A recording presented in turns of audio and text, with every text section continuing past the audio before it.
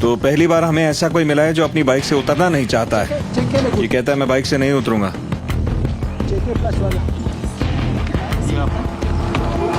इस औरत का कहना है कि इस बोरे में मक्का है और कुछ भी नहीं है। ऐसा बर्ताव तो किसी ने नहीं किया। वो सब लोग शांति से अपना सामान दिखा के चलते बने।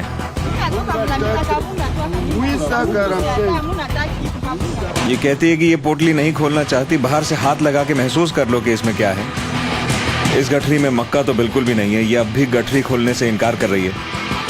इसमें वाकई मक्का है। इस तरह देर करने से शक बढ़ता है और इसका कोई फायदा नहीं।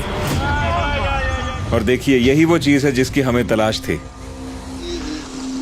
इसे देखकर लगता है कि कोई खुर वाला जानवर है, जैसे कोई डाइकर या कुछ। इसे जला दिया गया है और ये पोर्क्यूपाइन है। ये देखकर आप सोच रहे होंगे कि ये दो छोटे छोटे जानवर ही तो हैं, इससे क्या फर्क पड़ता है। मगर रेंजर्स से नजरें बचाकर ये सब करते हैं। अगर इस इलाके का हर परिवार हफ्ते में ऐसे 2 जानवर भी ले जाए तो इस पार्क के इकोसिस्टम पर गहरा असर पड़ेगा।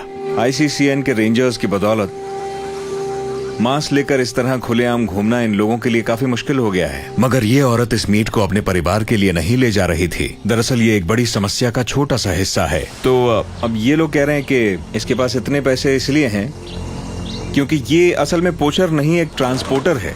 मीट की कमी की वजह से इस जंगल में कई अलग अलग तरह के पोचिंग के गैंग्स काम करते हैं। तो ये अपने पैसे को डबल करती है। ये पोचर्स से मांस खरीदती है, कुछ ही डॉलर्स में ये पोचर्स से मांस खरीदती है, और जब तक ये मांस शहर ले जाती है तो मांस की कीमत दुगनी हो चुकी होती है। ऐसे गैर कानूनी पोचिंग नेटवर्क्स पूरे देश में फैले हुए हैं। और जब बात जानवरों की रक्षा की होती है, असली फायदा इन शिकारियों को पकड़ने में है। तो कमांडर कहते हैं कि इस औरत को पकड़ने का ये फायदा है कि इसकी मदद से और लोग पकड़े जा सकते हैं। Nani kuua nyama za park? Wewe? Hapana. Nauliza mko wangapi? Jail भेजे जाने के डर से ये औरत हमारी मदद करने को राजी हो गई। तो इस औरत से कुछ इन्फॉर्मेशन मिली है। इसने बताया है कि 2 जगहों से ये मांस खरीदती है और ये आज सुबह जहां से मीट खरीद के लाई थी वो जगह पार्क के अंदर है। इस औरत ने हमें जगह भी बता दी है। अब ये लोग उस जगह पर जाएंगे दबे पांव, बिल्कुल शांति से।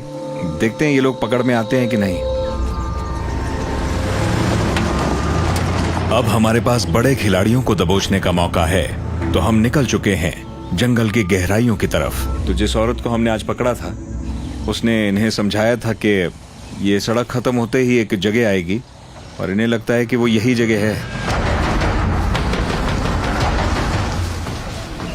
यानी इस टीम को घने जंगल में जाना होगा जहां ठीक से देख पाना मुश्किल है और दबे पांव जाना तो नामुमकिन।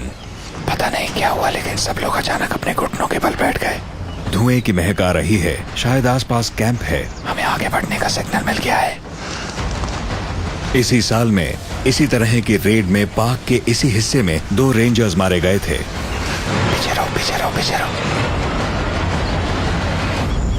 फिर से कमांडर ने सबको नीचे बैठने को कहा और शांत रहने को भी। हमारे सामने कुछ तो चल रहा है, कुछ हो रहा है वहां पे। बस 2 लोग हैं वहां। 2 स्काउट आगे बढ़ रहे हैं।